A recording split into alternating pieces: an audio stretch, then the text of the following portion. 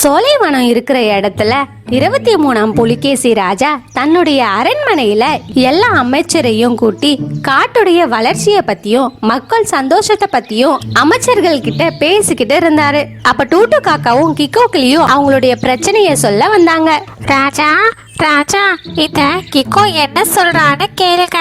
இவன் என்ன ஏமாத்துறான். நான் கொடுத்த காசை இல்லன்னு சொல்றான். என்ன அமைச்சரே, இப்பதான் கேட்டேன் எல்லா மக்களும் சந்தோஷமா இருக்கிறாங்களான்னு. அதுக்குள்ள சண்டைன்னு 2 பேர் வந்து நிக்கிறாங்க. நீங்க என்னதான் வேலை செய்யறீங்கன்னு தெரியல, ஆனா மாசம் மாசம் கரெக்டா சம்பளம் மட்டும் வாங்கிக்கிறீங்க.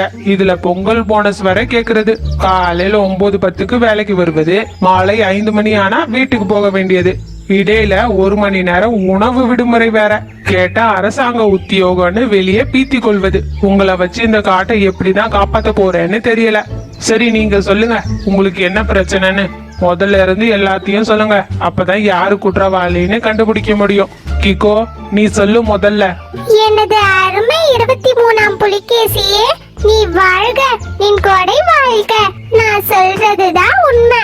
என்னோட பக்கம் தான் நியாயம் இருக்கு. என்ன நடந்துச்சுன்னா, நான் ஒரு ஆயில் ஷாப் வச்சிருக்கேன். பூந்தமல்லி காட்டுல என்னுடைய பிசினஸ் ஆன்லைன்லயும் ஷாப் பண்ணலாம், ஆஃப்லைன்லயும் ஷாப் பண்ணிக்கலாம். என்னுடைய வெப்சைட் www.kikko.com. அதுல போனீங்கன்னா 20% டிஸ்கவுண்ட், ஃப்ரீ டெலிவரியும் இருக்கு. இப்ப என்ன ஆச்சுன்னா, என் பொண்டாட்டி மீன் வாங்கிட்டு வாங்க மாமா, நான் மீன் குழம்பு வைக்கிறேன்னு ஆசையா என்கிட்ட சொன்னா. என் பொண்டாட்டி ஆசையா கேக்குறாளேன்னு நானும் மீனை வாங்கி ஆசையா ஒரு பையில போட்டு கடையில வச்சுக்கிட்டு இருந்தேன். அப்ப கொஞ்ச நேரம் கழிச்சு டூட்டு காக்கா வந்துச்சு. இன்னைக்கோ நல்லா இருக்கியா, பிசினஸ்லாம் எப்படி போகுது, ஆன்லைன் ஷாப்லாம் எப்படி போகுதுன்னு கேட்டுச்சு.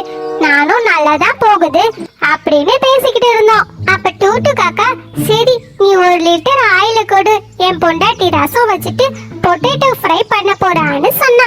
அப்படின்னு சொல்லிட்டு காசை கொடுத்தான். நானும் காசை வாங்கிக்கிட்டு ஆன்லைன்ல யாராவது ஆர்டர் பண்ணிருக்காங்களான்னு செக் பண்ணலான்னு போனேன். அப்ப டூட்டு காக்கா என்னோட கடையில இருக்கிற பையை எடுத்துக்கிட்டு போச்சு. என் பொண்டாட்டிக்கு ஆசையா வாங்கின மீன் அதுலதான் இருக்கு. ஏ டூட்டு காக்கா நில்லு, என்னோட பையை எதுக்கு எடுத்துட்டு போறேன்னு என்னோட பைய கொடுன்னு கேட்டேன். அதுக்கு டூட்டு காக்கா, ஹே ஒழுங்கா வழிய விடு, இல்லன்னா உன்னை கொண்டுடுவேன் அப்படின்னு மிரட்டுச்சு. என்ன இந்த கிக்கோ, என்ன ரொம்ப புகழ்ந்து பேசுறான்? ஒருவேளை இவன் சொல்றது உண்மையா இருக்குமோ? இவனுடைய வெப்சைட்ல ஆர்டர் பண்ணா 20% டிஸ்கவுண்ட்னு சொல்றான், ஃப்ரீ டெலிவரி வேற சொல்றான். ஆர்டர் பண்ணுவோமா? சரி, டூட்டு காக்கா என்ன சொல்றான்னு கேட்போம், அப்புறம் ஆர்டர் பண்ணிக்கலாம். ஏ டூட்டு காக்கா, இப்போ நீ என்ன ஆச்சுன்னு சொல்லு.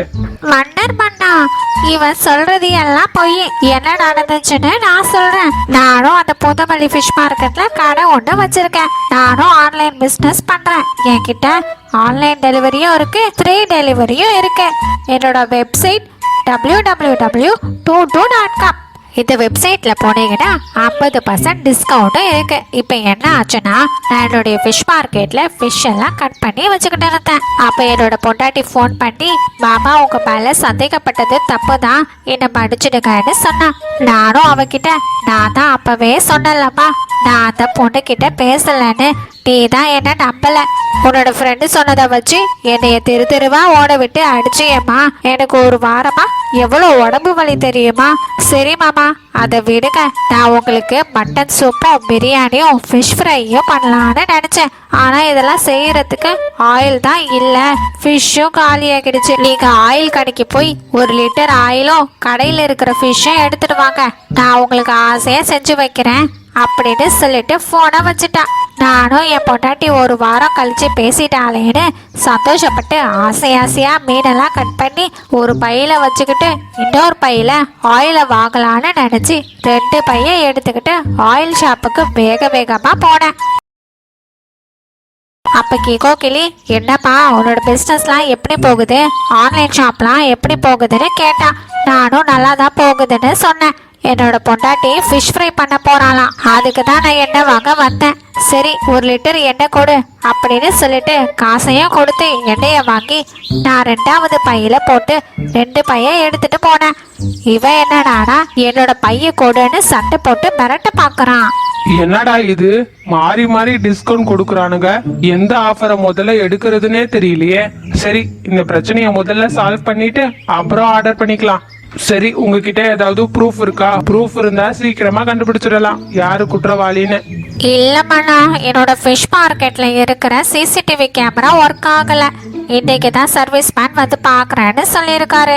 இல்ல என்னோட அருமை புலிகேசி மன்னரே, என்னோட ஆயில் ஷாப்ல இருக்கிற சிசிடிவி கேமரா கரண்ட் போனதுனால ரெக்கார்ட் ஆகியிருக்காது.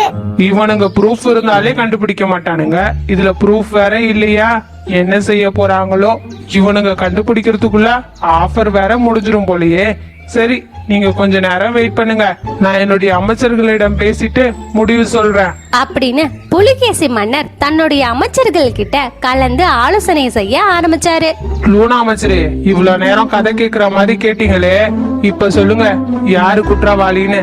ரொம்ப நேரமா எதையும் யோசனை பண்ணிக்கிட்டு இருக்கிறீங்க, சொல்லுங்க.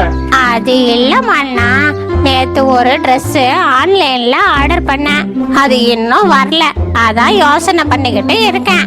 நான் உங்களுடைய ஆன்லைன் பர்ச்சேஸ பத்தி கேட்கல, உங்களுடைய கேஸ பத்தி கேட்டேன். நீங்க யோசிக்கிறத பார்த்து இந்த கேஸையே முடிச்சிடுவீங்கன்னு பார்த்தேன். நீ சரியான மங்குடி அமைச்சரா இருக்கிற, இங்க இருந்து ஒழுங்கா ஓடி போயிடு. மன்னிச்சிடுங்க மன்னா, எனக்கு என்னமோ இந்த டூட்டு காக்கா மேலதான் டவுட்டா இருக்கு. ஆமா, டவுட்டா இருக்கா? முன்னெல்லாம் அமைச்சரா ஆக்குனவரு என்னதான் சொல்லணும், நீ மங்குனி அமைச்சர்னு மணிக்கு ஒரு முறை நிரூபிக்கிற. புலிகேசி மன்னர் லூனா அமைச்சரிடம் கேட்ட பிறகு அம்முக்குருவி அமைச்சரிடம் கேட்க ஆரம்பிச்சாரு. இல்ல மன்னா, லூனா அமைச்சர் சொல்றது தவறா இருக்கிற மாதிரி இருக்கு. எனக்கு என்னமோ கிக்கோ கிளி சொல்றது பொய்ன்னு தெரியுது, ஆனா ப்ரூஃப் தான் இல்ல இப்படின்னு அம்மு அமைச்சர் தன்னுடைய கருத்தை முன் வச்சது புலிகேசி மன்னரால ஒரு நிலையான தீர்ப்பை சொல்ல முடியல. இதன் பிறகு மீனு அமைச்சரிடம் கேட்க ஆரம்பிச்சாரு. ஏன்னா போன வாட்டி நடந்த திருடர்கள் கேஸ்ல சாதுரியமா யோசிச்சு யாரு குற்றவாளின்னு மீனு அமைச்சர் தான் கண்டுபிடிக்க உதவி பண்ணாரு. அதனால புலிகேசி மன்னர் மீனு அமைச்சர்கிட்ட கேட்டாரு. மீனு அமைச்சரே, நீங்களாவது குற்றவாளிய யாருன்னு கண்டுபிடிச்சிருப்பீங்கன்னு நினைக்கிறேன். இந்த அரண்மனையோட மானமே உங்ககிட்ட தான் இருக்கு, சொல்லுங்க மீனு அமைச்சரே, உங்களுடைய கருத்து என்ன? மன்னா, நீங்க எதுக்கும் கவலைப்படாதீங்க, யாம் இருக்க பயமேன். எனக்கு ஒரு ஐடியா இருக்கு, நீங்க எல்லாரும் என் கூட வெளியே வாங்க. மீனு அமைச்சர் சொன்னதை கேட்டு எல்லா அமைச்சர்களும் போக ஆரம்பிச்சாங்க. கூட டூட்டு காக்காவும் கிக்கோ கிளியும் போனாங்க. மீனு அமைச்சர் ஒரு இடத்துல நெருப்பு மூட்டி அதுல ஒரு பெரிய பானையை வச்சு அது ஃபுல்லா தண்ணிய நிரப்பி கொதிக்க வைக்க தண்ணியும் நல்லா கொதிச்சது. அப்ப மீனு அமைச்சர் கிக்கோ கிளி கிட்ட இருந்து அந்த பைய வாங்கி லூனா அமைச்சரிடமும் அம்மு அமைச்சரிடமும் காமிச்சது. புலிகேசி மன்னர்கிட்டயும் காமிச்சிட்டு கொதிக்கிற தண்ணியில அந்த பைய போட்டது. பையோட நிறம் சிவப்பு நிறமா மாறுச்சு. உடனே மீனு அமைச்சர் கிக்கோ கிளி தான் குற்றவாளின்னு கண்டுபிடிச்சது. மன்னா, கிக்கோ கிளி தான் குற்றவாளி. இல்ல இல்ல, நான் சொல்றதுதான் உண்மை, இந்த அமைச்சர் பொய் சொல்றாரு. இந்த கிக்கோ கிளிக்கு 100 சவுக்கடி கொடுக்கணும் அண்ணா. இதுல வேற வெப்சைட்ல போகணுமா, டிஸ்கவுண்ட் இருக்கான், என்னென்ன கம்பி கட்டுற கதையெல்லாம் சொல்றா பாருங்க. புலிகேசி மன்னரிடம் மீனு அமைச்சர் 100 சவுக்கடி கொடுக்கணும்னு வேண்டி கேட்டுச்சு. மீனு அமைச்சரே, நீங்க சொல்வது உண்மைதானா? எப்படி சொல்றீங்க? இவங்க வந்ததுல இருந்து 2 பேருமே மாத்தி மாத்தி ரீலா விடுறாங்கன்னு நான் அவங்க சொல்லும் போதே கண்டுபிடிச்சிட்டேன். ஆனா 2 பேரும் சொல்றது ஒரே மாதிரி தான் இருந்தது. அப்போ எனக்கு சின்னதா ஒரு டவுட் வந்துச்சு. அதனாலதான் இந்த கொதிக்கிற தண்ணியில போட்டு பார்த்தேன். டவுட் கிளியர் ஆகிடுச்சு. அது என்ன டவுட்னா, கிக்கோ கிளி ஆயில் ஷாப் வச்சிருக்கு, கடையில எல்லா இடத்துலயும் எண்ணெயா தான் இருக்கும். அப்புறம் டூட்டு காக்கா ஃபிஷ் மார்க்கெட் வச்சிருக்கு, அப்ப அதிகமா ஃபிஷ்ஷை கட் பண்ணி இருக்கும். அப்ப அங்க இருக்கிற இடம் எல்லாம் ரத்தத்துல ஊறி இருக்கும். ஃபிஷ் கடையில இருக்கிற பைய தான் கொண்டு வந்து ஆயில வாங்கியிருக்கோம். அதனால அந்த பைய கொதிக்கிற தண்ணியில போட்டேன். ஃபிஷ் ரத்தம் வெளியே வந்துருச்சு. எண்ணெயா இருந்தா மேல எண்ணெய் மிதந்து வந்திருக்கும். இப்ப யாரு குற்றவாளின்னு நான் கண்டுபிடிச்சிட்டேன். டூட்டு காக்கா நிரபராதி, கிக்கோ கிளி தான் குற்றவாளி. ரொம்ப கரெக்டா சொன்னீங்க அமைச்சரே. இந்த கிக்கோ கிளி ஜெயில போடுங்க. என்னென்ன சொல்லியிருக்கான் பாருங்க இவன். புலிகேசி மன்னரோ கிக்கோ கிளி சொன்னது பொய்ன்னு தீர்ப்பு வழங்கி ஜெயில அடைச்சாரு. மீனு அமைச்சரை எல்லாரும் சேர்ந்து பாராட்டினாங்க. போன வீடியோல கேட்ட கொஸ்டினுக்கு அப்துல் பசீத், ரேகா சாரதி, சூரிய பிரபா, வதிலியா, ஜெசூதன், ரோஷினி, பிரேம் ரித்தி, சமீரா, ராஜதி கரெக்டா ஆன்சர் பண்ணியிருந்தீங்க. Hi Vathiliya, hi Meenakshi Vignesh. நீங்க சொல்லுங்க ஃப்ரெண்ட்ஸ், இந்த கதையில உண்மையான குற்றவாளி யாருன்னு கரெக்டா கண்டுபிடிச்சு கமெண்ட்ஸ்ல சொல்றவங்களோட பேரை நான் நெக்ஸ்ட் வீடியோல சொல்றேன். இந்த வீடியோ பிடிச்சிருந்தா ஒரு லைக் பண்ணிட்டு உங்களோட பெஸ்ட் ஃப்ரெண்டுக்கு ஷேர் பண்ணுங்க. இந்த மாதிரி ஸ்டோரிஸை பார்க்க என்னோட சேனலை சப்ஸ்கிரைப் பண்ணிக்கோங்க. நான் உங்களை நெக்ஸ்ட் வீடியோல பார்க்க வரேன். Bye bye. Please subscribe. ஒரு நாள் சோலைவனம் காட்டுல அம்முக்குருவி தானியங்களை தேடி பறந்து போயிட்டு இருந்தது. அப்போ அங்க ஒரு இடத்துல மரத்துல இருந்து பழங்கள் கீழே விழுந்தது. அத அம்முக்குருவியும் பார்த்துச்சு. அந்த பழங்களை சாப்பிடலான்னு போச்சு. பழங்களை எடுத்து சாப்பிடும்போது அங்க ஒரு மாயக்கல் இருந்துச்சு. என்ன இது? இந்த கல்லு என்னமோ மாதிரி வரைஞ்சிருக்கே, நல்லா அழகாவும் இருக்கு. சரி, நம்ம இதை எடுத்துட்டு போய் நம்ம ஃப்ரெண்ட்ஸ் கிட்ட காட்டலாம் அப்படின்னு சொல்லிட்டு அந்த கல்லை எடுத்துக்கிட்டு ஆர்வத்தோட பறந்து போச்சு. அப்போ இந்த கல்லுக்கு பின்னாடி ஏதாவது விஷயம் இருக்கும் அப்படின்னு அதோட மனசுக்குள்ளேயே பேசிக்கிட்டு பறந்து போயிட்டு இருந்துச்சு. அம்முக்குருவியும் அதோட ஃப்ரெண்ட்ஸ் கிட்ட போச்சு. ஃப்ரெண்ட்ஸ், இங்க பாருங்க, நான் என்ன கொண்டு வந்திருக்கேன்னு. நான் தானியங்களை தேடி போகும்போது எனக்கு இந்த கல்லு கிடைச்சிச்சு. ரொம்ப அழகா இருக்குல்ல? அம்முக்குருவியும் இந்த கல்லை எல்லா பறவைகள் கிட்டையும் காமிச்சிச்சு. எல்லா பறவைகளும் சேர்ந்து அந்த கல்லை பார்த்தாங்க. உடனே எல்லாரும் ஷாக் ஆனாங்க. அம்முக்குருவி, இது சாதாரண கல்லு கிடையாது, இது புதையல் எங்க இருக்குன்னு காட்டுற கல்லு. மீனுக்குருவி சொல்றது உண்மைதான். என்னோட சின்ன வயசுல இந்த கல்லை பத்தி எங்க பாட்டி சொல்லியிருக்காங்க. இந்த கல்லை வச்சிருக்கிறவங்க ரொம்ப அதிர்ஷ்டசாலி. ஏன்னா பழங்காலத்து மன்னர் எல்லாரும் தன்னுடைய தங்க நிறைந்த பொற்காசுகள், வைரம், இன்னும் நிறைய பொருட்கள் எல்லாம் திருடர்களிடமிருந்து காப்பாத்துறதுக்கு ஒரு கஜானாவை செஞ்சாங்க. அந்த கஜானுக்கு போற வழிதான் இந்த கல்லுல இருக்கு. உண்மையாவா லூனா பாட்டி? ஐயோ, என்னால நம்பவே முடியலையே. நான் அடிச்ச மணி கடவுளுக்கு கேட்டுச்சோ இல்லையோ, மன்னருக்கு கேட்டிருக்கு. அடிச்சா பாரு கஜானா புதையல்.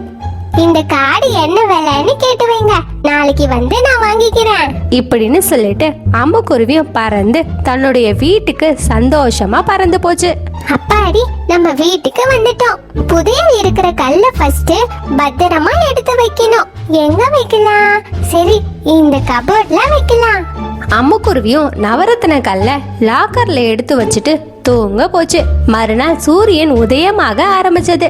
அம்முக்குருவியும் எழுந்து தன்னுடைய லாக்கர்ல இருக்கிற நவரத்ன கல்லை எடுக்க போச்சு. அப்ப லாக்கர் திறந்து இருக்கிறத பார்த்து ஷாக் ஆச்சு. ஐயோ, என்னோட நவரத்ன கல்ல யாரோ திருடிட்டு போயிட்டாங்க. சரி, நம்ம ஃப்ரெண்ட்ஸ் கிட்ட போய் நடந்ததை சொல்லி என்ன பண்ணலாம்னு யோசிக்கலாம் அப்படின்னு சொல்லிட்டு ஃப்ரெண்ட்ஸ் கிட்ட பறந்து போச்சு. ஃப்ரெண்ட்ஸ், என்னுடைய நவரத்ன கல்ல காணோம். நீங்க தானே எடுத்தீங்க. நான் உங்ககிட்ட மட்டும்தான் இந்த நவரத்ன கல்ல பத்தி சொன்னேன், வேற யார்கிட்டயும் சொல்லல. நீங்க தானே எடுத்திருக்கணும். எடுத்திருந்தா கொடுத்துடுங்க. அந்த புதையலை நம்ம ஷேர் பண்ணி எடுத்துக்கலாம். ப்ளீஸ் கொடுங்க. எனக்கு அழுகையா வருது. நான் எவ்வளவோ ஆசையா இருந்த தெரியுமா? வீடு வாங்கலாம், கார் வாங்கலாம், பைக் வாங்கலாம்னு நினைச்சேன். கடைசியில இப்படி ஆகிடுச்சு. நான் என்ன தப்பு பண்ணேன்னு சொல்லுங்க நீங்களே. அம்முக்குருவியே, நீ அழுகாத. நாங்க அந்த கல்லை எடுக்கல. நாங்க ஏன் உன்னோட நவரத்தின கல்லை எடுக்க போறோம்னு சொல்லு. அது உன்னுடைய புதையல். வேணும்னா இப்படி நடந்து இருக்கலாம். நம்ம பேசும்போது யாரோ ஒட்டு கேட்டு இருக்கலாம்ல, அவங்க தான் இந்த வேலையை செஞ்சிருக்கணும். ஆமா, லூனா பாட்டி சொல்றது உண்மைதான். ஏன்னா நேத்து நைட் நாங்க அமரன் மூவியை பார்க்க போயிட்டோம். படம் நல்லா இருந்துச்சுன்னு செகண்ட் ஷோவும் பார்த்துட்டு இப்பதான் வரோம். நீங்க எடுக்கலன்னா வேற யார் எடுத்திருப்பா? வேற யார்கிட்டயும் இத பத்தி நான் சொல்லவே இல்லை. உங்ககிட்ட மட்டும்தான் நான் சொல்லிட்டு வீட்டுக்கு போயிட்டேன். ஆமா, டூட்டு காக்கா எங்க போச்சு? ஆளையே காணோம். தெரியல. செகண்ட் ஷோ பார்த்து முடிச்சிட்டு வரும்போது டூட்டு காக்காவோட வீடு பூட்டி இருந்தது. அது எங்கேயாவது ஹோட்டல்ல சாப்பிட போயிருக்கோன்னு நினைக்கிறேன். மீனுக்குருவி சொன்னதை கேட்டு வேற யாரோ தான் நவரத்ன கல்லை திருடி இருப்பாங்கன்னு அவங்கள எப்படியாவது கண்டுபிடிக்கணும்னு சொல்லி ரொம்ப கவலையா பறந்து வீட்டுக்கு போச்சு. அதே சமயம் டூட்டு காக்காவும் ராணா கழுகும் அந்த நவரத்ன கல்லை திருடிட்டு வந்துட்டு இருந்தாங்க. நாம இந்த நவரத்ன கல்லை திருடிக்கிட்டு வந்துட்டோம். நமக்கு தான் அந்த புதையல். இந்த புதையலை வச்சு ஃபர்ஸ்ட் வேர்ல்டு டூர் ஒன்று போக போறேன். அப்புறம் அந்த குடிசை வீட்டை உடைச்சிட்டு ஒரு பெரிய வீடா கட்டி அதுல எல்லா இடத்துலயும் ஏசி போட போறேன். கார்ல ஏசி, பாத்ரூம்ல ஏசி, கண்ட இடத்துல எல்லாம் ஏசியா போட போறேன். 24 மணி நேரமும் இதுக்கப்புறம் ஏசி தான். டிவி, ஃப்ரிட்ஜு, வாஷிங் மிஷின் வாங்கி குவிக்க போறேன். மீதி இருக்கிறத ஸ்விஸ் பேங்க்ல போட போறேன். ஆமா, நம்ம திருடுனது யாருக்குமே தெரியல. நம்ம இந்த புதையலை எடுத்த உடனே பாதி பாதியா பிரிச்சுட்டு உடனே இந்த காட்டை விட்டு போயிடலாம். நீ அமெரிக்காக்கு போய் செட்டில் ஆகிடு, நான் ஆப்பிரிக்காக்கு போய் செட்டில் ஆயிடுறேன். என்ன டீலா நோ டீலா? இப்படின்னு பேசிட்டு டூட்டு காக்காவும் ராணா கழுகும் நவரத்ன கல்ல இருக்கிற வரைபடத்தை நோக்கி பயணம் செய்ய ஆரம்பிச்சாங்க. மலையை கடந்து, கடலை கடந்து, பல காட்டை கடந்து பயணம் செஞ்சாங்க. ரொம்ப சோர்வா கஜானா இருக்க இடத்த கண்டுபிடிச்சாங்க. அப்ப ராணா கழுகு இப்படி சொல்லுச்சு. ஏ டூட்டு காக்கா, அங்க பாரு, நம்ம கஜானா இருக்கிற இடத்த கண்டுபிடிச்சிட்டோம். ஆனா ஆமா, நம்ம கஜானா இருக்கிற இடத்துக்கு வந்துட்டோம். இந்த கஜானாவை எப்படி திறக்கிறது? எனக்கு ஒரு ஐடியா. நம்ம 2 பேருமே சேர்ந்து இந்த கல்லை நகர்த்துவோம். என்ன சரியா? வா, கல்லை நகர்த்துவோம். 2 பேரும் சேர்ந்து அந்த கல்ல நகர்த்த மாத்தி மாத்தி முயற்சி செஞ்சாங்க. ஆனா கல்ல நகர்த்தவே முடியல. டூட்டு காக்காவும் வேகமா அந்த கல்லுக்கு மேல வந்து மோதும் போது அங்க இருந்த சின்ன கல்லுக்கு மேல விழுந்தது. அப்ப உடனே கஜானாவும் திறந்தது. இந்த சின்ன கல்லு தான் சாவின்னு டூட்டு காக்காக்கும் ராணா கழுகுக்கும் தெரியல. கல்லு மேல மோதிக்கிட்டதுனாலதான் கஜானா திறந்ததுன்னு நினைச்சுக்கிட்டு உள்ள போனாங்க. புதையலை பார்த்ததும் ரொம்ப சந்தோஷப்பட்டாங்க. அங்கேயும் இங்கேயும் மாறி மாறி பறந்துகிட்டு இருந்தாங்க. அப்ப டூட்டு காக்கா இப்படி சொல்லுச்சு. எவ்வளோ தங்கம் இங்க பாரு. எனக்கு முன்னாடி எவ்வளவு தங்கம் இருக்கு. இதுக்கு முன்னாடி நான் இந்த மாதிரி பார்த்ததே இல்லை. தங்கம் மட்டுமா இருக்கு, பயிரம், முத்து மாலை, காசு மாலைன்னு வகை வகையா இருக்கு. இதுல எதை முதல்ல எடுக்கிறதுனே தெரியலையே. ஆமா ஆமா, இத பாக்கும்போது தலை சுத்துது. நான் இந்த உலகத்துல தான் இருக்கேனா? இதை எல்லாத்தையும் கொஞ்சம் கொஞ்சமா எடுத்துட்டு போலாம். அப்பதான் யாருக்கும் சந்தேகம் வராது. இந்த மாதிரி பேசிக்கிட்டு புதையலை சின்ன சின்ன பையில எடுத்து வச்சுக்கிட்டு இருந்தாங்க. மறுநாள் சூரியன் உதயம் ஆச்சு. அப்ப ராணா கழுகும் டூட்டு காக்காவும் கட்டி வச்சிருந்த மூட்டையெல்லாம் எடுத்துக்கிட்டு அங்க இருந்து கிளம்பினாங்க. அப்போன்னு பார்த்து குகை மூடி இருந்துச்சு. இவங்க 2 பேருமே மாறி மாறி குகையை திறக்கிறதுக்கு முயற்சி பண்ணியும் கஜானா திறக்கல. முட்டி முட்டி இவங்க 2 பேருமே டயர்ட் ஆயிட்டாங்க. என்னடா இது, எவ்வளவு முட்டையும் திறக்கவும் முடியல. நம்ம எப்படிடா வெளியே போக போறது? நம்ம வெளியே இருக்கும்போது இப்படிதானே நான் பண்ணோம், அப்போதானே திறந்துச்சு. இப்போ ஏன் திறக்க மாட்டேங்குது? என்னன்னே புரியலையே. ஐயோ, போச்சு நல்லா மாட்டிக்கிட்டோம். அமெரிக்கா, சுவிட்சர்லாண்டுன்னு என்னென்னமோ கனவு கண்டோமே, எல்லாம் பாலா போச்சு. உள்ளே இருந்து சாக போறோம் அப்படின்னு டூட்டு காக்காவும் ராணா கழுகும் ரொம்ப பயத்தோட பேசிக்கிட்டு இருந்தாங்க. அடுத்து என்ன பண்ண போறோம்னு தெரியாம அங்கேயும் இங்கேயும் பறந்துகிட்டு இருந்தாங்க. அதே சமயம் லூனாபட்டி, மீனுக்குருவி இவங்க எல்லாரும் சேர்ந்து பேசிக்கிட்டு இருந்தாங்க. அப்ப அந்த இடத்துக்கு அம்முக்குருவியும் வந்துச்சு. ஹாய் ஃப்ரெண்ட்ஸ், எல்லாரும் என்ன பண்றீங்க? நான் எல்லாத்தையும் மறந்துட்டேன். இனிமே எதையும் நான் நினைக்க போறது இல்ல. உங்க கூட ஜாலியா இருக்கலான்னு வந்தேன். ஆமா, ரொம்ப நேரமா டூட்டு காக்காவை காணுமே, இன்னுமா வரல? யார கேக்குறா? டூட்டு காக்காவையா? அவன் எங்க போனானே தெரியல. நாங்களும் எல்லா இடத்துலயும் தேடி பார்த்துட்டோம். அவன் எங்க போனானே தெரியல. எனக்கு என்னமோ டூட்டு காக்கா மேலதான் டவுட்டா இருக்கு. ஏன்னா அவனை தானே காணோம். லூனாபட்டி சொல்றதும் கரெக்டா தான் இருக்கும். ஏன்னா நேத்து நம்ம பேசிக்கிட்டு இருக்கும்போது அங்க இருந்த டூட்டு காக்கா அதுக்கப்புறம் அவனை நான் பார்க்கவே இல்லை. அந்த நவரத்தின கல்லு தான் தொலைஞ்சிடுச்சு. நாம எப்படி அந்த இடத்துக்கு போக முடியும்? அம்முக்குருவி, நீ கவலைப்படாத.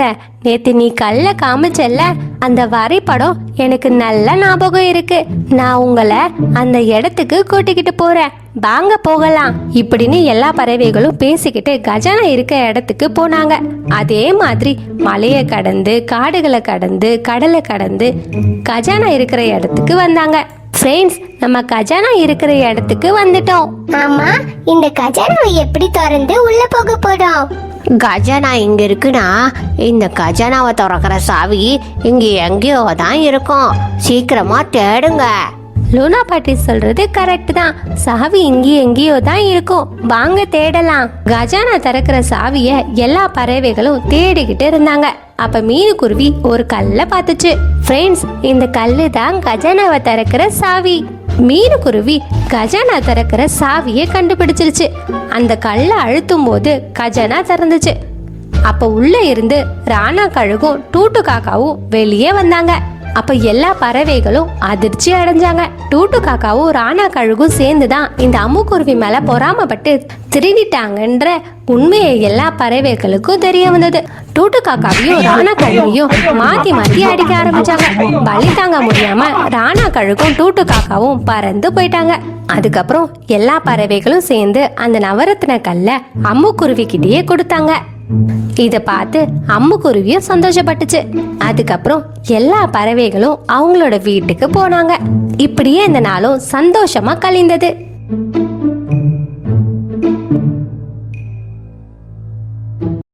அம்முக்குருவி, நான் போய் தானியங்களை எடுத்துக்கிட்டு வரேன். நீ கொஞ்ச நேரம் என்னோட பசங்களை பார்த்துக்கோ. சரி, கொஞ்சம் சீக்கிரமா வா, நானும் தானியங்களை எடுக்க போகணும். அது மட்டும் இல்லாம இன்னும் கொஞ்ச நேரத்துல கண்ணம்மா சீரியல் போட்டுடுவான். அதனால நீ சீக்கிரமா வந்துடு. ஆமா, நானும் அந்த கண்ணம்மா சீரியலை பார்க்கணும். அது மட்டும் இல்லாம பிக் பாஸையும் பார்க்கணும். சீக்கிரமா வந்துடுறேன். மீனுக்குருவி அம்முக்குருவி கிட்ட சொல்லிட்டு காட்டுக்கு கிளம்பி போச்சு. அப்ப மீனுக்குருவி, என்னடா இது, வானம் மேகமூட்டமா இருக்கு, மழை வரும் போலயே, நம்ம சீக்கிரமா தானியங்களை எடுத்துக்கிட்டு கிளம்பணும். மழை வந்தா கரண்ட்டும் போயிடும். கரண்ட் போச்சுன்னா சீரியலை பார்க்க முடியாது. தானியங்கள் கிடைச்சதும் சீக்கிரமா வீட்டுக்கு போகணும் இப்படின்னு தனக்குள்ள யோசிச்சுக்கிட்டு கோதுமை இருக்கிற இடத்துக்கு வந்தது. வேகமா காத்து வீசினதுனால பயிர்கள் அங்கேயும் இங்கேயும் அசைஞ்சுக்கிட்டு இருந்தது. அப்ப மீனுக்குருவி தானியங்களை பார்க்கும்போது இந்த கோதுமையை சமைக்க ரொம்ப நேரம் ஆகும்னு நினைச்சது. சரி, நம்ம வேற இடத்துக்கு போய் கோதுமைகளை எடுத்துக்கிட்டு வரலாம். அப்பதான் சீக்கிரம் சமையல் ஆகும், சீரியலும் பார்க்கலாம். அங்கிருந்து பறந்து தானியங்களை தேடி போகும்போது அங்க இருக்கிற ஒரு இடம் ரொம்ப பயங்கரமா இருந்துச்சு. ஆனா மீனுக்குருவிக்கு அது தெரியாது, அது கழுகுங்களோட இடம்னு.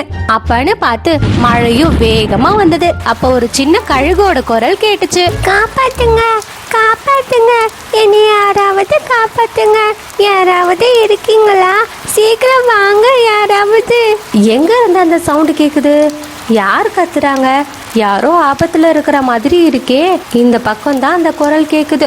இந்த திசையை நோக்கி போகலாம். நீ கத்துறது யாருக்கு அதுக்கும் கேட்காது. உன்னுடைய அம்மாவும் அப்பாவும் வேட்டையாடுறதுக்கு ரொம்ப தூரம் போயிருப்பாங்க. வரத்துக்கு எப்படி பார்த்தாலும் 3 மணி நேரத்துல இருந்து 4 மணி நேரம் ஆகும். நான் அதுக்குள்ள ஒன்று ஆயில் தடவி மசாலா போட்டு ஷவர்மாவா சாப்பிட்டு எப்பவுமே விட்டு இருப்பேன். இல்ல இல்ல, நீங்க என்ன சாப்பிடக்கூடாது. நான் உங்களை கெஞ்சி கேக்குறேன், தயவு செஞ்சு என்னை விட்டுடுங்க. நான் விளையாட போகணும். அம்மா இன்னும் கொஞ்ச நேரத்துல வந்துடுவாங்க. நான் உங்களை பத்தி எதுவுமே சொல்ல மாட்டேன். நீங்க இங்க இருந்து போயிடுங்க ப்ளீஸ். அட, என்ன இது? நாகராஜா குட்டி கழுகு கிட்ட என்ன பண்ணுது? ஒருவேளை குட்டி கழுக சாப்பிட போகுதோ இப்படின்னு நினைச்சுக்கிட்டு குட்டி கழுக காப்பாத்தலான்னு போச்சு. நாகராஜா, என்ன பண்றேன்னு உனக்கு புரியுதா? இது யாரோட குட்டின்னு தெரியுமா? தேவையில்லாம பிரச்சனை பண்ணாதீங்க. இங்க இருந்து உடனே கிளம்புங்க. ஏய் மீனுக்குருவி, என்ன ஓவரா பேசுற? எனக்கு நல்லாவே இது யாருன்னு தெரியும். உனக்கு தான் நான் யாருன்னு தெரியல. உங்க அம்மா அப்பா வரத்துக்குள்ள நீ போயிடு, இல்லைன்னா உன்னை 65 பண்ணி சாப்பிட்டுடுவேன். நானே காலையில இருந்து சாப்பிடாம பசியோட இருக்கேன். ஒழுங்கா இங்க இருந்து ஓடி போயிடு. நானே ரொம்ப ஆசையா இருக்கேன் ஷவர்மா பண்ணி சாப்பிடணும்னு. நீயே வந்து கேக்குற. எனக்கு ஷவர்மாவும் ஓகே தான், 65யும் ஓகே தான். இதுல எதை முதல்ல சாப்பிடணும்னு நீயே சொல்லு. என்னடா இது? இந்த நாகராஜா கிட்ட இருந்து குட்டி கழுக காப்பாத்தலான்னு பார்த்தா இவன் என்னடானா என்னை 65 பண்ணி சாப்பிட போறேன்னு சொல்றான். இவனை வேற மாதிரி தான் டீல் பண்ணணும். ஹே நாகராஜா, உனக்கு விஷயமே தெரியாதா? நான் இப்பதான் அவங்கள பார்த்தேன். இன்னைக்கு கவர்மெண்ட் ஹாலிடே, அதனால எல்லா காட்டுக்கும் லீவு. இன்னைக்கு வேட்டையாட முடியாதுன்னு போனவங்க எல்லாம் திரும்பி வந்துக்கிட்டு இருக்காங்க. அவங்க வேற பசியா இருப்பாங்க. உன்னை பார்த்தாங்க, அவ்வளோதான். உன்னை தான் 65 பண்ணியும் ஷவர்மா பண்ணியும் சாப்பிடுவாங்க. ஒழுங்கா நீங்க இங்க இருந்து போயிடுங்க. என்னது இப்பதான் பாத்தியா? திரும்ப வராங்களா? ஐயோ, என்ன அவங்க பார்த்தாங்க 65யும் இல்ல, ஷவர்மாவும் இல்ல, கொத்து பரோட்டா போட்டு சாப்பிட்டுடுவாங்க சொல்லிட்டு பயந்து அங்கேயும் இங்கேயும் பார்த்துட்டு அந்த இடத்த விட்டு ஒரே ஓட்டமா ஓடிடுச்சு. என்ன இந்த நாகராஜா இந்த பக்கம் வந்துகிட்டு போறான்? குட்டி கழுகு வேற தனியா வீட்டுல இருக்குமே. நாகராஜா குட்டி கழுக சாப்பிட்டு இருக்குமோ? நாகராஜா மட்டும் என்னோட குட்டிய சாப்பிட்டு மட்டும் இருக்கட்டும், அவனை ஒரு வழி பண்ணிடுவேன். ஐயோ, சீக்கிரமா போகணும். ரொம்ப நன்றி ஆண்டி, நீங்க வரலனா என்னை அந்த நாகராஜா சாப்பிட்டு இருப்பாரு. நல்ல வேளை, கடவுள் மாதிரி வந்து என்னைய காப்பாத்திட்டீங்க. இந்த உதவியை நான் மறக்க மாட்டேன். அது எல்லாம் ஒண்ணும் இல்லை குட்டி, நீ கத்துனதுனால தான் உன்னை காப்பாற்ற முடிஞ்சது. இல்லைனா நான் தானியங்களை தேடி எடுத்துக்கிட்டு என்னோட வீட்டுக்கு போயிருப்பேன். ஆமா, உங்க அம்மா அப்பா எங்க போயிருக்காங்க? எப்போ வருவாங்க? சரி, பத்திரமா இங்கேயே இரு, நான் போயிட்டு வரேன். ஆண்டி, நீங்க போகாதீங்க. எனக்கு அப்பா கிடையாது. அப்பா ஆக்சிடென்ட்ல இறந்துட்டாங்க. அம்மா தான் கஷ்டப்பட்டு என்னை வளர்த்துக்கிட்டே இருக்காங்க. அம்மா வர வரைக்கும் என் கூடவே இருங்க. நீங்க போன பிறகு நாகராஜா வந்துட்டாருன்னா நான் என்ன செய்வேன்? நீங்க போகாதீங்க ஆண்டி, ப்ளீஸ். எனக்கு 2 பசங்க இருக்காங்க. அவங்களுக்கு தானியம் எடுத்துட்டு போலான்னு தான் வந்தேன். அவங்க ரொம்ப நேரமா பசியா இருப்பாங்க. நான் போனாதான் அவங்க சாப்பிட முடியும். நீ வேற அப்பா இல்லைன்னு சொல்லிட்ட. சரி, உங்க அம்மா வர வரைக்கும் நான் வெயிட் பண்றேன். மீனுக்குருவி போய் ரொம்ப நேரம் ஆகுது, இன்னும் ஆளையே காணோம். குழந்தைங்க வேற பசியோட இருக்காங்க, சீரியல் வேற போட போறாங்க. நான் என்ன செய்யறது? அம்மா, எனக்கு சாப்பாடு வேணும். சாப்பாடு வேணுமா? எனக்கு பசி எடுக்குது. கொஞ்ச நேரம் பொறுத்துக்க சோனு. மீனு ஆண்டி தானியங்களை எடுத்துட்டு வர போயிருக்காங்க. அவங்க வந்த உடனே நம்ம சாப்பிடலாம். அப்போ மில்லி கழுகும் அந்த இடத்துக்கு வந்தது. அம்மா, இங்க வந்துட்டீங்கல்ல? கொஞ்ச நேரத்துக்கு முன்னாடி என்ன நடந்ததுன்னு தெரியுமா? குட்டி கழுகும் நடந்த எல்லா விஷயத்தையும் அம்மா கிட்ட சொல்லுச்சு. இவங்க தான் அந்த நாகராஜா கிட்ட இருந்து காப்பாத்தினதுன்னு எல்லா விஷயத்தையும் சொல்லுச்சு. ரொம்ப நன்றிங்க. நீங்க இல்லைன்னா என் பையனை நான் பார்த்துருக்கவே முடியாது. இவங்க அப்பா ஒரு ஆக்சிடென்ட்ல இறந்துட்டாரு. அவர் போன பிறகு இவன் தான் எனக்கு எல்லாமே. என் உயிரே இவன் தான். நல்ல வேலை, கடவுள் தான் உங்களை அனுப்பியிருக்காரு. ரொம்ப நன்றிங்க. ஆமா, உங்க பேரு என்ன? எங்க இருந்து வரீங்க? என்னோட பேரு மீனு. நான் சோலைவனம் காட்டுல இருந்து வரேன். என்னோட பசங்களுக்கு தானியத்தை தேடி இந்த பக்கமா வரும்போது குட்டி கழுகு கத்திக்கிட்டு இருந்தது. அதை கேட்டுதான் இந்த பக்கமா வந்தேன். அப்படியா? ஆனா இது கழுகுங்க இருக்கிற இடம். உன்னை பார்த்தா எல்லா கழுகுகளும் வந்துடும். அது உனக்கு தான் ஆபத்து. நான் தானியங்களை தேட தான் வந்தேன். ரொம்ப டைம் ஆச்சு. என்னோட பசங்க பசியோட இருப்பாங்க. நான் போயிட்டு வரேன். இரு மீனுக்குருவி, நான் உன் கூட வரேன். உனக்கு பாதுகாப்பா இருக்கும். மீனுக்குருவி, உன்னோட இடத்துக்கு வந்துட்டோம். சரி, வரேன். நீ செஞ்ச உதவிய மறக்க மாட்டேன். மில்லி கழுகும் மீனுக்குருவிய பத்திரமா அதோட எல்லையை கடந்து விட்டது. அங்கிருந்து கிளம்பி மீனுக்குருவியும் அம்முக்குருவி வீட்டுக்கு வந்துச்சு. அம்முக்குருவி கிட்ட சாரு கேட்டுட்டு நடந்த எல்லா விஷயத்தையும் சொல்லுச்சு. அது எடுத்துட்டு வந்த பாதி தானியங்களை அம்முக்குருவி கிட்ட கொடுத்துட்டு அதோட வீட்டுக்கு போச்சு. வாங்க, நம்ம சாப்பிட்டு கண்ணம்மா சீரியலை பார்க்கலாம். பசங்களா, உங்களை விட்டு எப்போதும் நான் பிரிய மாட்டேன். நம்ம எப்போதும் சேர்ந்தே இருப்போம், சரியா? ஏன்னா மில்லி கழுகு உணவு தேடி போனது. அதனாலதான் நாகராஜா குட்டி கழுக சாப்பிட வந்துச்சு. அதனால நான் இனிமேல் உங்களை எங்கேயும் விட்டுட்டு போக மாட்டேன். மறுநாள் காலையில சூரியன் உதயமாச்சு. அப்ப அம்முக்குருவி தன்னோட பையனை கூட்டிக்கிட்டு மீனுக்குருவி வீட்டுக்கு வந்துச்சு. அம்முக்குருவி மீனுக்குருவி கிட்ட அதோட பையனை பாத்துக்கோ சொல்லிட்டு தானியங்களை தேடி எடுத்துட்டு வர்றதுக்காக காட்டுக்குள்ள போச்சு. இங்க பாருங்க குட்டி பசங்களா, நான் உங்களுக்கு சமோசா கொண்டு வந்திருக்கேன். அதை சாப்பிட்டுட்டு அமைதியா உங்களோட ஹோம்ஒர்க்க பண்ணிட்டு இருங்க. நான் போய் உங்களுக்கு பிரியாணி செஞ்சு எடுத்துட்டு வரேன், சரியா? அம்மா, நாங்க 2 பேரும் ஃப்ரைடேவே ஹோம்ஒர்க்க முடிச்சிட்டோம். நாங்க போய் வெளியே விளையாடட்டுமாம்மா? ஆமா ஆண்டி, நான் கூட ஃப்ரைடேவே ஹோம்ஒர்க் முடிச்சிட்டேன். நானும் இவங்க கூட சேர்ந்து வெளியே போய் விளையாடவா ப்ளீஸ்? சரி, நீங்க வெளியே போய் விளையாடுங்க. ஆனா ரொம்ப தூரம் போக கூடாது. அந்த பெரிய மரம் வரைக்கும் தான் போகணும். நான் எப்போ கூப்பிட்டாலும் உடனே வந்துடணும், சரியா பசங்களா? இப்படின்னு எல்லா குட்டிகளும் மீனுக்குருவி கொடுத்த சமோசாவை சாப்பிட்டுட்டு வெளியே போய் விளையாட ஆரம்பிச்சாங்க. நம்ம என்ன விளையாடலாம்? கிரிக்கெட் விளையாடலாம். ஏன்னா அம்மா அந்த பெரிய மரம் வரைக்கும் தான் விளையாட சொல்லியிருக்காங்க. வாங்க நம்ம போய் விளையாடலாம். ஹே, நம்ம ஸ்கூல்ல ஜனவரி மந்த்ல ரிபப்ளிக் டே வரப்போகுது. அதுல ரன்னிங் ரேஸ் காம்படிஷன் இருக்கு. அதுக்கு நம்ம இப்ப இருந்து பிராக்டிஸ் பண்ணுவோம். அப்பதான் ஃபர்ஸ்ட் பிரைஸ் வாங்க முடியும். நம்மளோட கேங் தான் ஜெயிக்கணும். வாங்க நம்ம பிராக்டிஸ் பண்ணலாம். ஆமா, பாபு சொல்றதும் கரெக்ட் தான். இந்த வாட்டி எப்படியாவது பிளாக் டீமை தோக்கடிச்சு நம்ம டீம் தான் ஜெயிக்கணும். ஆனா அம்மா அந்த பெரிய மரம் வரைக்கும் தானே போக சொல்லியிருக்காங்க. நம்ம என்ன பண்ண முடியும்? அதெல்லாம் நான் பாத்துக்கிறேன். மீனு ஆன்ட்டி கிட்ட நான் பேசிக்கிறேன். மீனு ஆன்ட்டி கூட ஓகே தான் சொல்வாங்க. அப்பனா சரி, எப்படியாவது பிளாக் டீமை வின் பண்ணி கப்பா அடிக்கணும். கப்பு முக்கியம் பிகிலு. வாங்க நம்ம பிராக்டிஸ் பண்ணலாம். சீனு குருவி, பாபு குருவி, பிங்கி இவங்க எல்லாரும் காம்படிஷனுக்காக பிராக்டிஸ் பண்ண ஆரம்பிச்சாங்க. அப்ப பாபு குருவி ரெடி ஸ்டெடி 1 2 3 கோ அப்படின்னு சொல்லிட்டு 3 பேரும் பறக்க ஆரம்பிச்சாங்க. பாருங்க பாருங்க, நான் எவ்வளவு வேகமா போகிறேன் பாருங்க.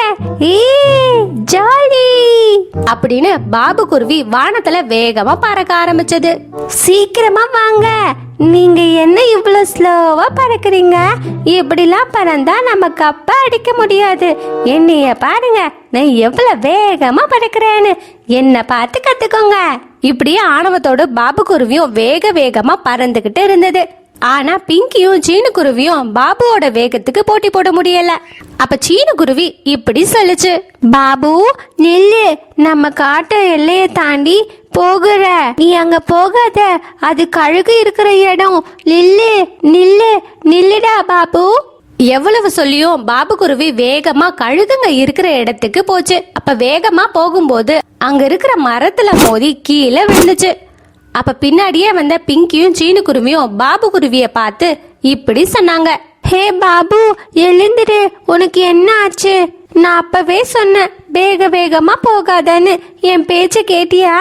எவ்வளவு எழுப்பியும் பாபு குருவி எழுந்துக்கவே இல்ல. சீனு குருவியும் பிங்கியும் வேகமா பறந்து வீட்டுக்கு போனாங்க. சீனு, எங்க போனீங்க? எவ்வளவு நேரம் ஆளையே காணோம். ஆமா, பாபு எங்க? ஏன் சீனு நீ அழுகுற? அம்மா, ரிபப்ளிக் டேக்கு பிராக்டிஸ் பண்ணலாம்னு ரன்னிங் ரேஸ் வச்சுக்கிட்டோம். அப்ப பாபு வேகமா பறந்து நாங்க எவ்வளவு சொல்லியும் கேட்காம கழுகுக இருக்கிற இடத்துக்கு போயிட்டான். அங்க ஒரு மரத்துல மோதி கீழே விழுந்துட்டான். நாங்க எவ்வளவோ எழுப்பியும் எழுந்துக்கல. என்னது, கழுகு இருக்கிற இடமா? வாங்க சீக்கிரம் போய் பார்க்கலாம். அவனை எப்படியாவது காப்பாத்தணும். அதே சமயம் பில்லி கழுகு இரைய தேடி வானத்துல பறந்து வந்துட்டு இருந்துச்சு. அப்ப பாபு குருவி மயங்கி இருக்கிறத பார்த்தது.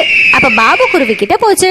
என்ன இது, ஒரு குருவி மயக்கத்துல இருக்கு, கால்ல வர அடிபட்டு இருக்கு. இந்த குருவியை கொண்டு போய் டாக்டர் கிட்ட காமிக்கலாம். அப்ப தானியங்களை எடுத்துக்கிட்டு அம்மு குருவி வீட்டுக்கு வந்துட்டு இருந்தது. அப்ப மீனு குருவிய பார்த்தது. ஏ மீனு குருவி, நீ என்ன பண்றீங்க? என்ன ஆச்சு? எல்லாரும் எங்க போறீங்க? ஆமா, பாபு எங்க? அம்மு குருவி, பாபு வேகமா பறந்து கழுகு இருக்கிற இடத்துக்கு போயிட்டான். என்னது, பாபுவா? என்ன சொல்றீங்க? நான் உன்னை நம்பி தானே விட்டுட்டு போனேன். இப்ப என்னோட பையன் கழுகு கிட்ட மாட்டிக்க போறான். அம்மு குருவியும் அழுதுகிட்டே பாபுவை தேடி எல்லாரும் போனாங்க. கழுகுக இருக்கிற இடத்துக்கு போனாங்க. ஆனா அங்க பாபு குருவிய காணோம். நான் எவ்வளவு கஷ்டப்பட்டு என் பையனை வளர்த்தேன். இப்ப பாரு, என் பையன் செத்துட்டான். நான் எவ்வளவு பத்திரமா மீனு குருவியோட பசங்களை பாத்துக்கிட்டேன். ஆனா என்னோட பையனை மட்டும் அவ கழுகு கிட்ட கொடுத்துட்டா. அவளை நான் சும்மாவே விட மாட்டேன். அவளுடைய பசங்களை இதே மாதிரி கழுகு கிட்ட கொடுக்க போறேன் இப்படின்னு தன்னுடைய மனசுல வஞ்சத்தை வச்சுக்கிட்டு மீனு குருவி வீட்டுல இல்லாத நேரமா பார்த்து மீனு குருவி வீட்டுக்கு போச்சு. சீனு, பிங்கி, உங்களுக்கு ஐஸ்கிரீம் வேணுமா? அம்மா அங்க வாங்கி வச்சிருக்காங்க. ஆமா அத்தை, எனக்கும் வேணும்.